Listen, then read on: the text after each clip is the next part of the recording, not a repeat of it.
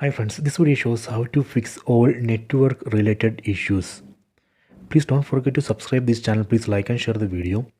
Go to settings, tap on the settings app icon. Go down. Select general management. Go down. Select reset. Under reset, here we can see reset mobile network settings. Tap here. You can see this will reset all mobile network settings. Tap on reset settings. Then tap on reset again.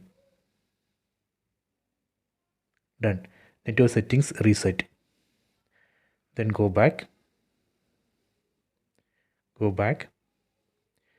If you have issue with Wi-Fi and Bluetooth, you can tap on reset Wi-Fi and Bluetooth. Then tap on reset settings. Done. Wi-Fi and Bluetooth settings reset. So this way we can reset network settings and fix all network related issues. Okay, so I hope you have enjoyed this video. Please subscribe this channel. Please like and share the video. After reset, you have to configure Wi-Fi if you want to use again. Okay, so please check it.